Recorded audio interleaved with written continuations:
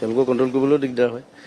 কিন্তু মই কৈ আছোঁ ষ্টেজত যে ফূৰ্তি কৰক, মানে উৎপাতটো পজিটিভ হ'ব লাগে, নাচক গান গাওক ফূৰ্তি কৰক একেলগে চবেই হ'ল, সেইটো নিবিচাৰোঁ কেতিয়াও। তাৰ মাজতে দেখা গৈছে বোকা ডান্স যি হৈছে, তাৰপিছত আকৌ এনে এটা প্ৰকাৰ হৈছে ফায়াৰ ডান্স, যেনেকৈ জুই জ্বলাই জুইৰ মাজত নাচিছে জ্বলাইছেনে, এনেধৰণৰ খুব এটা উচ্ছৃংখল হৈ পৰিছিলে।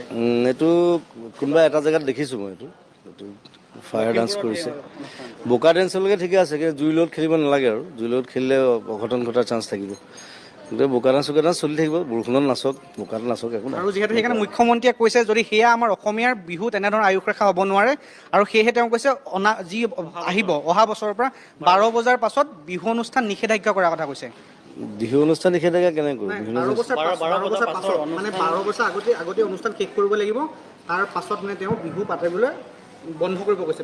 12টা বজাৰ আগতে সেইটো হ'লেতো বহুত ভাল কথা, সেইটো মই সদায় কৈ থাকোঁ যে সোনকালে ষ্টেজ দিয়ক, 12টা বজাত শেষ কৰক, আমি ধুনীয়াকৈ ঘূৰি যাব পাৰোঁ, ৰেষ্ট ল'ব পাৰোঁ, মানুহ ধুনীয়াকৈ ঘৰত গৈ পেলাই শুব পাৰে।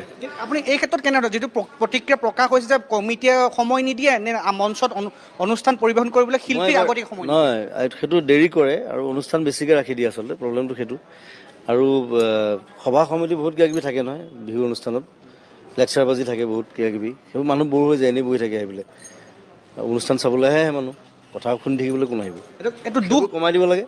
আৰু বিহু ডান্স থাকিলে, কিবা থাকিলে, কোনোবা গান গালে, কোনোবা স্পেচিয়েল আৰ্টিষ্ট থাকিলে তেওঁলোকে গান গালে, মই বাৰে বাৰে চব কমিটিক কৈ আছোঁ এইবাৰ যে মোক 10টা বজাত ষ্টেজ দিবা, মই 12টা বজাত নামিম, 10টাৰ পৰা 12টালৈকে 2 ঘণ্টা গাম, 12টা বজাত অনুষ্ঠান শেষ। ক'ৰবাত দেৰি কৰিছে, ক'ৰবাত 12:30 বজাইছে, 1:30 বজাইছে সেইদিনা ক'ৰবাত।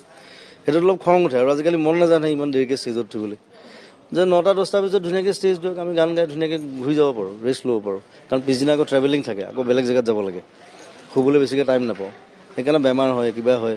আৰু মই ৰাতি ট্ৰেভেল নকৰোঁ, কিছুমানে ৰাতি কৰে বাৰু, ৰাতি কৰাটো অনুচিত, এক্সিডেণ্ট হয় বহুত, ৰাতি ট্ৰেভেল কৰা বন্ধ কৰিছোঁ। গতিকে সেইবিলাক অকণমান যদি কম্পেক্ট কৰে আৰু মানে মেনেজমেণ্টটো আৰু যদি ষ্ট্ৰং কৰে, তেতিয়া গোটেই অনুষ্ঠানবিলাক ধুনীয়াকৈ হ'ব। এইটো বদনাম কৈ জুবিন গাৰ্গ দেৰিকৈ উঠে, সেইটো বদনাম কমিটিৰ বদনাম নে জুবিন গাৰ্গৰ? মোৰ বদনাম নহয়, মোক 8টা বজাত দিলে মই 8টাতো উঠিম, কিন্তু মোক উঠাই 12টা বজাৰ পিছত, সেইটো মোৰ কি দুখ আছে?